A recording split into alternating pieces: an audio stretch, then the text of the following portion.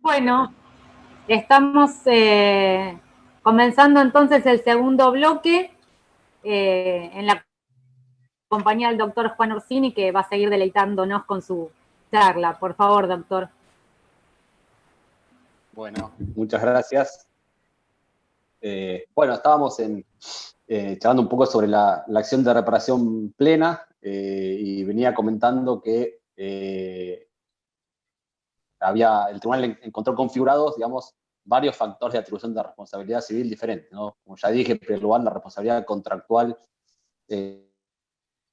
laboral, con base en los artículos 75 y 76 de la LST, la responsabilidad objetiva, con base en el 1113 y las normas del Código Civil que regulan la responsabilidad por daños causados por animales, y finalmente en esto estaba la responsabilidad subjetiva por culpa regulada en el antiguo artículo 1109 del Código Civil. En relación a esto se encontró configurada y demostrada una grave negligencia de parte de la sociedad empleadora por no haber cumplido debidamente con las normas de seguridad, entre otras razones porque envió a la trabajadora finalmente fallecida a prestar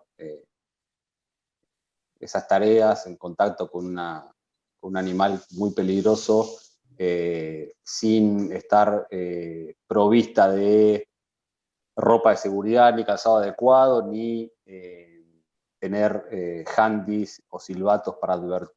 Decía que había graves incumplimientos evidenciados tanto con la prueba testimonial como documental, como pericial técnica, de las normas básicas de seguridad. Además, la trabajadora fue enviada a cumplir esta tarea sola cuando las reglas de procedimiento... ¿Me escuchas?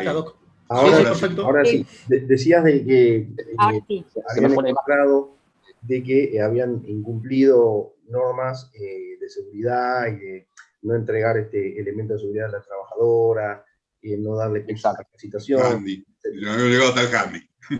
Exacto. Todo eso. Y además había un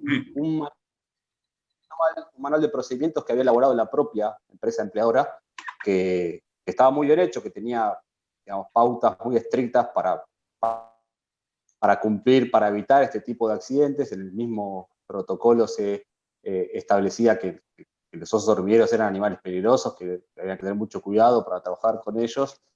Y esas pautas que también había delimitado la propia empresa, ella misma las incumplió al no adoptar las medidas de resguardo suficientes. Era además necesario que siempre fuesen dos personas, dos trabajadores conjuntamente, justamente para evitar que una persona quedase, como había ocurrido, sola e imposibilitada de pedir auxilio, ¿no? Acá fue el propio presidente de la sociedad anónima demandada, que también fue condenado en el expediente, y él estaba transitando en las instalaciones del zoológico y escuchó el grito de la trabajadora, así que se enteró. El mío fue el que se enteró por el grito, pero no tenía ninguna forma de avisar, porque primero estaba sola cuando no debió haberlo estado, pero tampoco tenía handys o silbatos para poner en conocimiento frente a un eventual ataque, como terminó lamentablemente ocurriendo. Es decir, había un cúmulo de incumplimientos que justificaban también la responsabilidad subjetiva por culpa, ¿no? Eso en cuanto a la responsabilidad y los factores de atribución de responsabilidad que se consideraron configurados en cabeza del empleador. En cabeza del ART, sobre la base de la jurisprudencia de la Corte Federal en el caso Torrillo del año 2009, más la concordante doctrina legal de la Suprema Corte de la provincia de Buenos Aires, se la encontró solidariamente responsable, es decir, no solamente responsable sistémicamente, como ya expliqué, sino también responsable por la reparación integral por aplicación del artículo 1074 del viejo Código Civil. Por imperio de los artículos 4 y 31 de la Ley de Riesgos y sobre todo el complementario 170 del año 96. En particular, con la prueba pericial técnica también quedó comprobado que no había, solamente había visita de inspección, pero en esa visita de inspección nada había advertido sobre graves fallas que incluso desde el punto de vista constructivo tenían las instalaciones del lugar. Tenían un plano, se está cortando la transmisión, tenían un plano, leído el fallo, tenían un plano como para construir ese pasillo de seguridad, ¿no? pero no lo habían hecho. Es lo que estaba diciendo Juan recién. De a rato se me congela la imagen. ¿Me escuchan? Sí, perfecto. Ahora sí. Ahora sí, bien.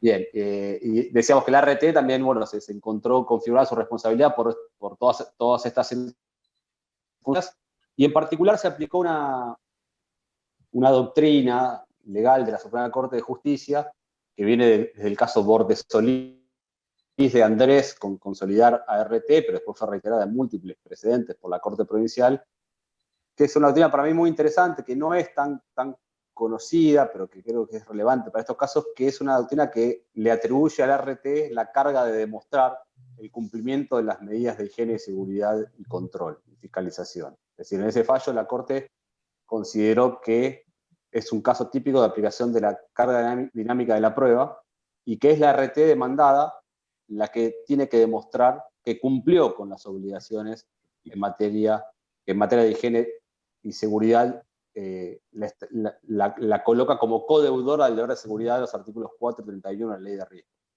Y aplicando esa doctrina, la RT directamente ni siquiera había ofrecido ninguna prueba, no solamente no la produjo, sino que no había ofrecido ninguna prueba para demostrar ese cumplimiento. De hecho, la contestación de la demanda de la RT era realmente muy mala técnicamente, incluso con una desinteligencia. Una de sus defensas planteaba que la parte actora no había reclamado la reparación extrasistémica, es decir, integral del RT, y sí estaba debidamente planteada y muy bien fundada en la demanda.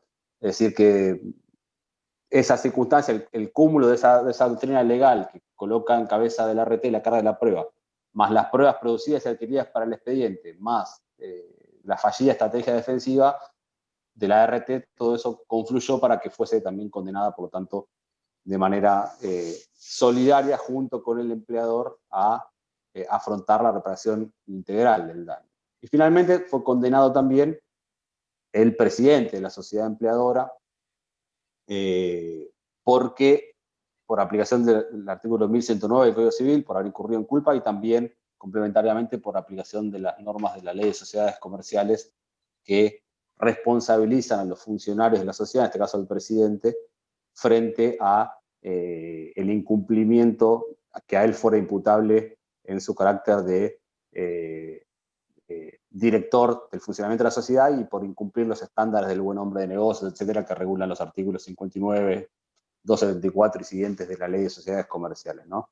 Acá se tuvo en cuenta muy particularmente el testimonio de la testigo que había sido quien había antecedido a la actora en el cargo de cuidadora de los osos hormigueros, y que ella había advertido en múltiples oportunidades que iba a ocurrir un accidente. De hecho, esto no lo mencioné, pero ya había habido 3 ataques previos de este mismo oso hormiguero, 2 a la testigo, esta que declaró en la audiencia vista de la causa, y 1 a la propia actora, trabajadora casco, finalmente fallecida. Por lo tanto, eso también se tomó como agravante en el sentido de que había sido advertida tanto la sociedad como el presidente de la sociedad, que era a su vez el director del zoológico, de que esto podía ocurrir porque eran muy graves las fallas de seguridad, y terminó ocurriendo lo que era la crónica de un accidente anunciado, en el sentido de que quedó manifiestamente acreditado en el expediente que había habido varias advertencias y varios antecedentes previos no tan graves de ataques del mismo animal, ¿sí? Y por lo tanto eso también se tomó en consideración para responsabilizar personalmente, solidariamente con la sociedad empleadora y con la RT, al presidente de la sociedad. En cambio, como ya anticipé, por falta de un planteo debidamente fundado y también por falta de pruebas, fueron rechazadas las pretensiones contra el Estado. Eso en cuanto a la parte de la responsabilidad. Voy a pasar brevemente a la cuantificación del daño, con lo que creo que es bastante interés, ¿sí?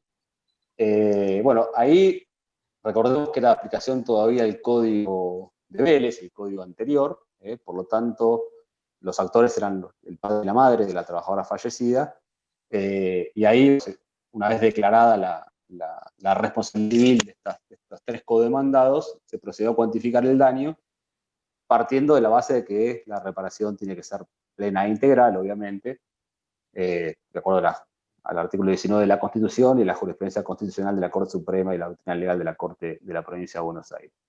Y ahí básicamente se condenó a resarcir tres facetas del daño resarcible, ¿no? En primer lugar, la indemnización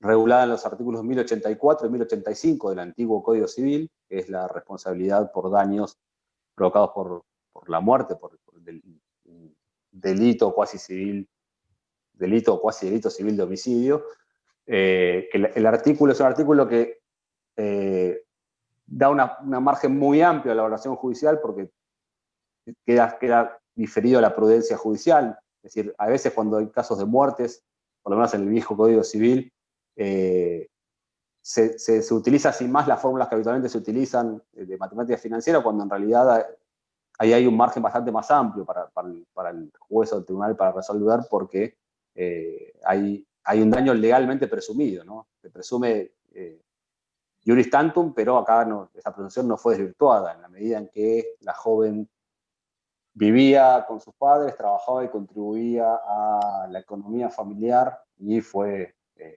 muerta a una muy joven edad, cuando le quedaba una coexistencia por delante con su familia de muchísimos años.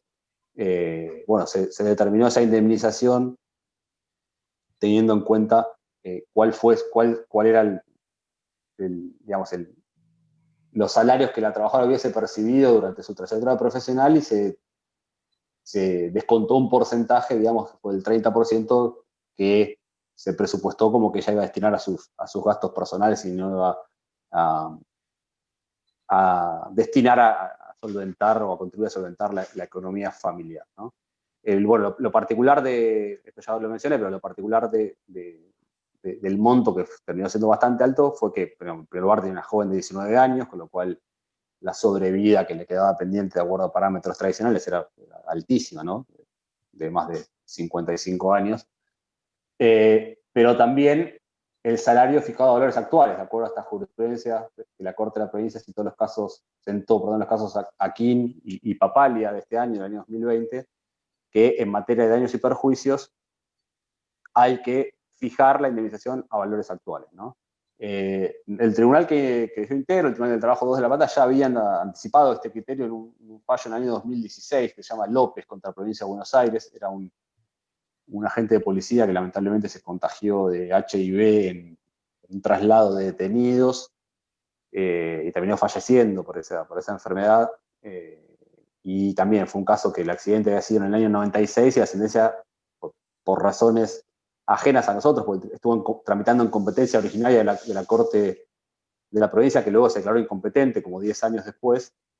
Bueno, nosotros tuvimos que resolver el caso de un accidente resuelto ocurrido en el año 96, en el año 2016, es decir, 20 años después, con lo cual ese fue el primer caso que nosotros habíamos cuantificado a valores actuales, ¿no? El salario que era recuerdo en ese momento, alrededor de 250 pesos, el salario original, lo terminamos fijando en 12.000 pesos, que era el salario vigente a ese momento, al momento del dictado de la sentencia. Bueno, ese mismo criterio... Mientras el doctor recupera la conexión a la internet, les cuento que estamos en una charla absolutamente federal con colegas de distintas provincias del país, como la doctora Patricia Gómez, que es integrante de la Centeno y comoderadora. Hola, Daniela, ¿cómo estás?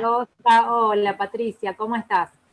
Muy bien, muy feliz de participar en este encuentro con el doctor Orsini, realmente un fallo de lujo.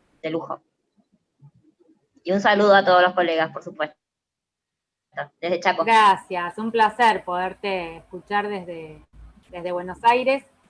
Y les comentaba también, hay colegas de la provincia de Mendoza, estaba por ahí la doctora Daniela Fabier, no sé si todavía estará, representantes de Entre Ríos, la doctora Soaje. Sí. Un saludo para la doctora Soaje, la veo por ahí.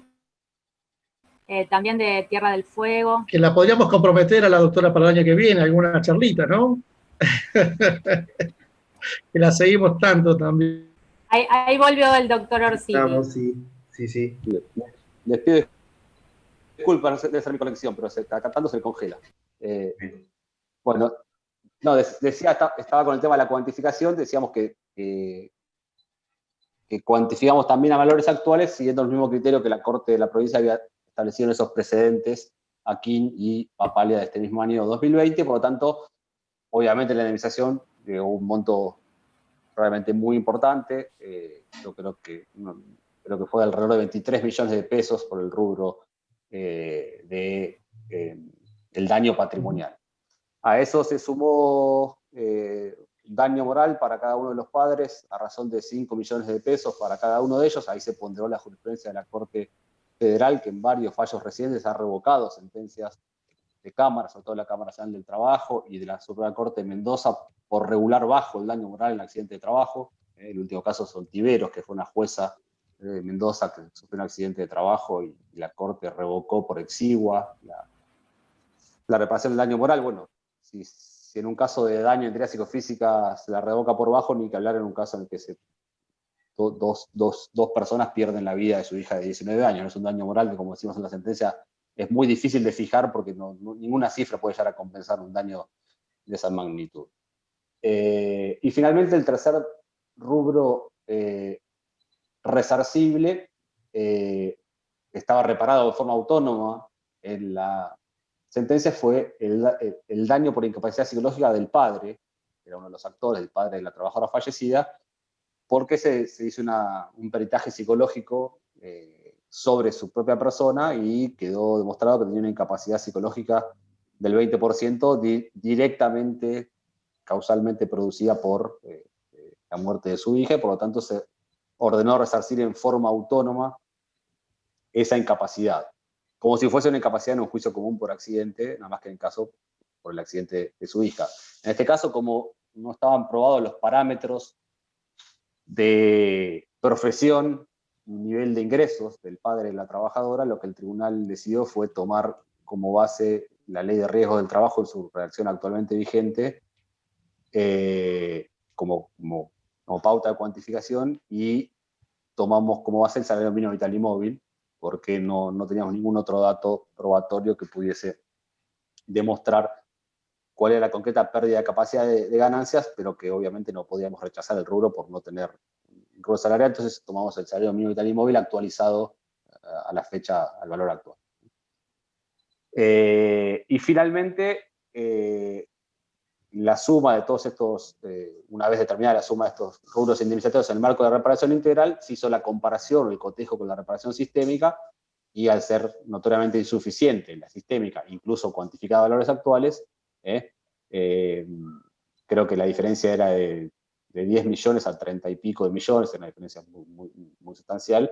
Se declaró inconstitucional el artículo 39 en su antigua redacción, y por lo tanto se condenó a la RT a pagar la reparación sistémica, y una vez descontada del monto de la reparación integral el importe de la sistémica, la diferencia se la condenó a pagar solidariamente al empleador, a la RT y al presidente de la sociedad anónima. De manera tal que la RT paga todo, condenada por la totalidad de la reparación, mientras que la sociedad empleadora y el presidente de la sociedad empleadora fueron condenados por el saldo de la reparación integral no cubierto por la tarifa, ¿no? Es decir, hasta el monto de la reparación sistémica paga solo la RT. Por el saldo que va desde la reparación sistémica hasta la reparación integral, condenados los tres solidariamente, la RT, el empleador y la sociedad. Perdón, y el presidente de la sociedad. Y finalmente, y con esto por ahí voy terminando y después ya me paso a las preguntas, en la medida en que ambas reparaciones estaban cuantificadas a valores actuales, se aplicó una tasa de interés pura del 6% anual, que terminó siendo un monto importante, obviamente, porque habían pasado 13 años desde el accidente en materia de intereses, pero consideró el tribunal, siguiendo la doctrina de la Corte de la Provincia, del fallo Nidera en 2018, que frente a una reparación fijada a valores actuales no corresponde aplicar una tasa de interés bancario, sino una tasa pura de interés desprovista de cualquier compensación inflacionaria, que ya está cubierta por la indemnización fijada a valores actuales, ¿no? De manera tal que se aplicó desde la fecha del accidente hasta la de la sentencia a esos montos un interés del 6% anual, con la aclaración de que una vez que se dicta la sentencia, de la sentencia en adelante se iba a aplicar la tasa activa al Banco Nación por aplicación del artículo 12, apartado 3 de la ley 27.348. Bueno, esa es un poco la síntesis de la sentencia. También se condenó, bueno, a pagar algunos rubros menores derivados de la extinción del contrato, la emisión del 248, la NTT, etc. Pero eso es más una cuestión más simbólica comparado con el objeto principal. Bueno, hasta ahí es una explicación más o menos bastante sintética. La sentencia tiene 128 páginas, creo, así que es una síntesis bastante acotada, pero bueno, no quiero dejar lugar a los intercambios, que son lo más valioso. Bueno, muchas gracias, doctor. Abrimos entonces a preguntas. El doctor José Luis García Ventureira quería hacer una consulta.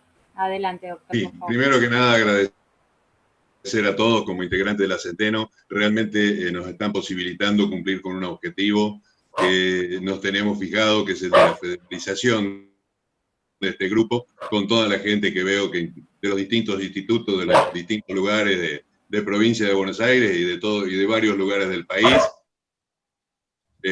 colegas de un prestigio grandísimo, y veo Mariano Natale también, que lo tenemos presente, le agradecemos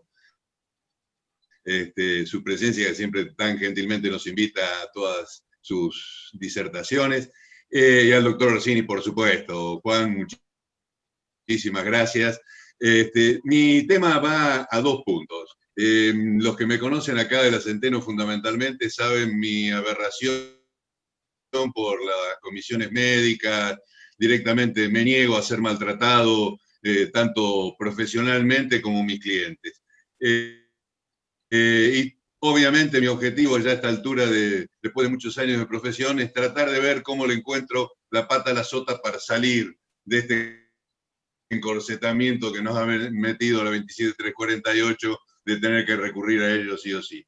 Y viene esto a título de que hace un tiempito, en una charla, el doctor Cornaglia, sobre el tema de responsabilidad y demás, tuvimos un cruce de opiniones que de alguna manera está volcado en la sentencia. La preeminencia del artículo 75 o 76 en relación a la responsabilidad, y pareciera que en algún punto, mi opinión es que la preeminencia es del 75 por el deber de indemnidad que tiene el empleador. Sin embargo, el doctor Cornaglia es más partidario de la aplicación del artículo 76.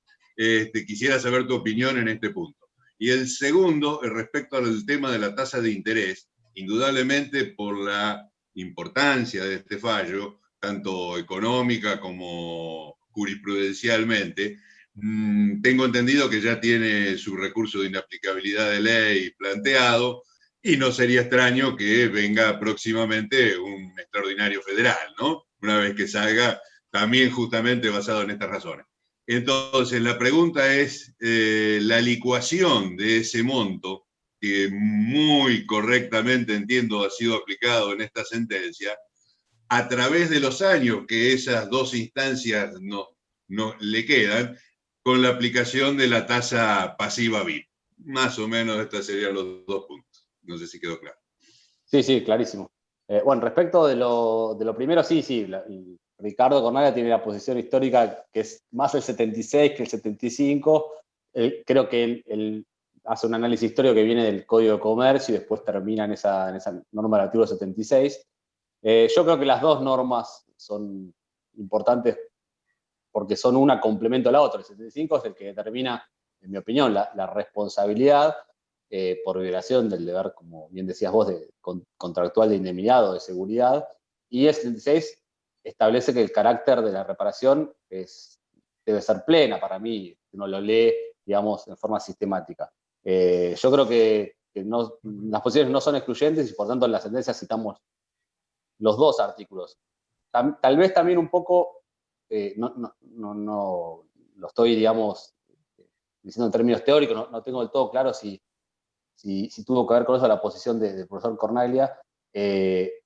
Recuerden que antiguamente el 75, reformado por la Ley de Riesgo del Trabajo, nos tarifaba también la responsabilidad por la violación del deber de seguridad, con lo cual se quiso cerrar el camino por vía del artículo 49, creo que era la cláusula adicional quinta, creo que era, ¿no? de la ley 24.557. Con lo cual, recurrir al 76 era un poco una vía de escape a la tarifación que había hecho la ley de riesgos. Pero yo creo que el 75 da sustento a esta acción de reparación, y ahí citamos una sentencia muy buena de la Sala Sexta de Capón Filas y Fernández Madrid, que fue por ese lado, que es el caso Báez contra Orígenes, creo que se llama, la sentencia del año 2004.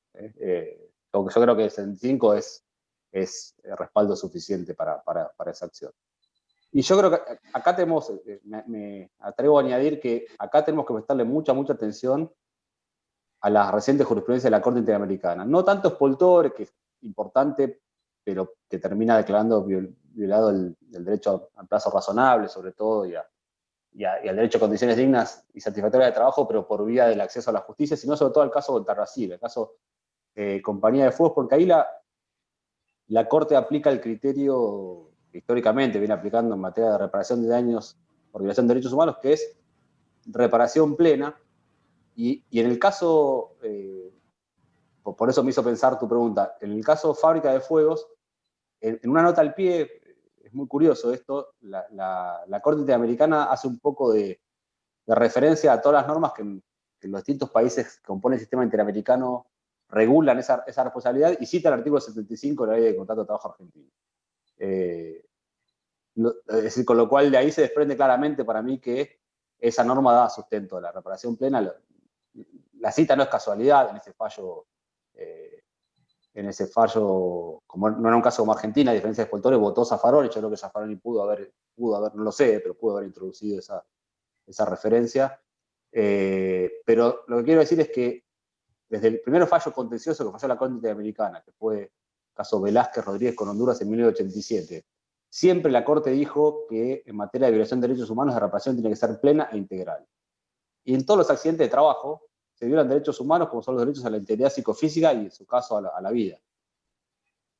Derechos que están consagrados en los artículos 4 y 5 de la Convención Americana de Derechos Humanos. Por lo tanto, yo creo que esta es una posición está un poco verde, tenemos que discutirla, pero a mí me parece que esta jurisprudencia, estos casos, es la primera vez que la Corte Interamericana en 2 fallos seguidos se mete con el tema de accidente de trabajo. No es un dato para nada menor, yo creo que vendrán bastantes más.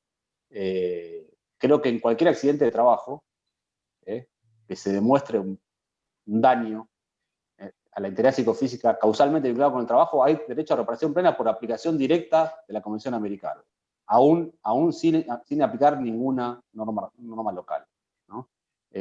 Porque eso es el paradigma neoconstitucionalista fundado en el paradigma de los derechos humanos, ¿no? Las normas de derechos humanos son autoaplicables directamente con prescindencia de lo que diga el ordenamiento jurídico interno. Pero bueno, no me jugaría a fallar solamente con ese fundamento, pero creo que ese fundamento está en la sentencia, me parece un fundamento importante. Y respecto a lo segundo, sí, la sentencia fue recurrida. Hay 2 recursos extraordinarios, uno del RT y otro del empleador. En estos días hábiles que quedan, los vamos a resolver la admisibilidad para que no quede el expediente parado en la feria.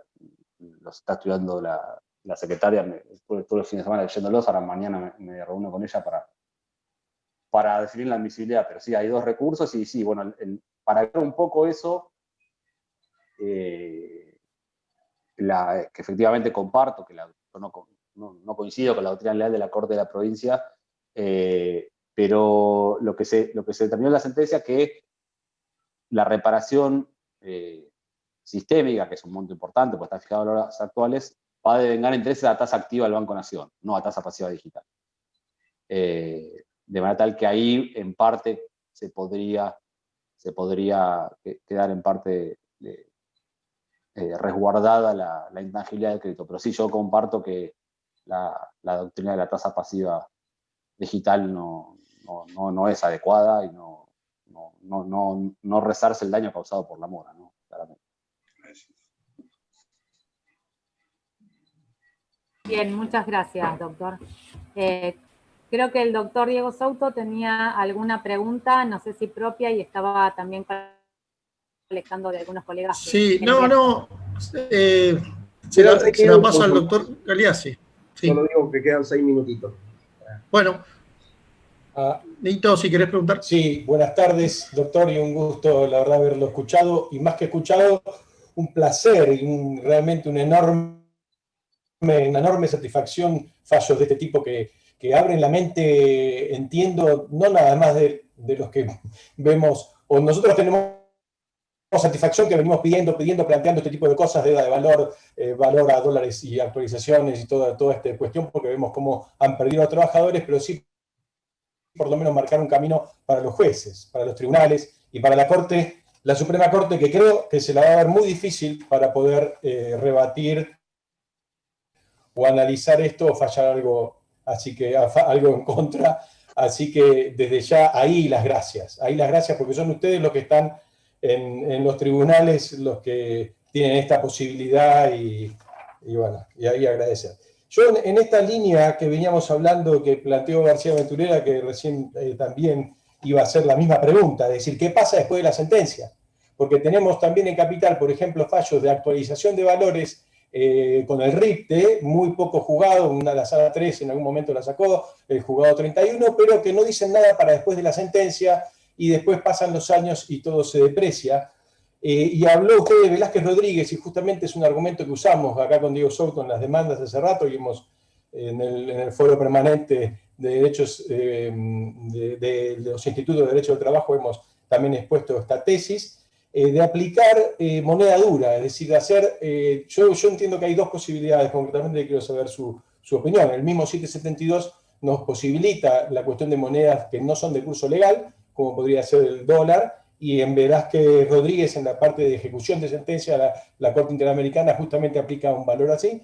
Y después la otra alternativa que también veo y que también pedimos es lo que hacía la Sala 6 en ese periodo de oro en el cual la Ley 26773, la actualización de los valores, se fue el doctor. No, acá está, perdón, se me cambió de lugar. La actualización de valores, cuando lo permitían, la aplicación inmediata de la 26773 y esta interpretación que hacíamos real, que yo entiendo que fue real, del artículo 17, incisos 5 y 6, creo que era, que bueno, aplicábamos la actualización en los sistémicos en forma inmediata. La Sala 6 disponía al momento de la liquidación, el RIPTE al momento de la liquidación y el momento del pago. No, perdón, ni siquiera de la liquidación, al momento del pago. Yo he hecho replanteos posteriores a la liquidación por actualización con el RIPTE, eso seguro. Si la cuestión adjetiva de la provincia nos permitiría sacar valores a valores actuales al momento de pagarse, de consolidarse, porque si no, acá tenemos por delante en este fallo fácil 15 años.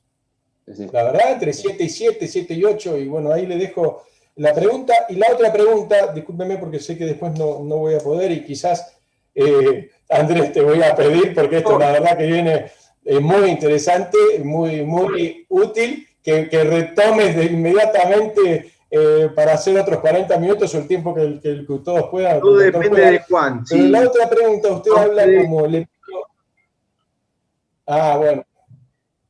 Retomamos. Sí, no hay problema. Perfecto. Bueno, entonces le digo la otra pregunta antes del corte. Antes del corte, que veo que quedan 3 minutos. La otra cuestión es, usted habla de agravante, de responsabilidad, la conducta renuente de la ART no pagar la indemnización, cosa que se ve muchas veces. Se veía mucho más antes, ahora yo no lo he visto tanto, pero se vio y se ve muchas veces que no pagan porque no pagan, directamente porque no quieren pagar.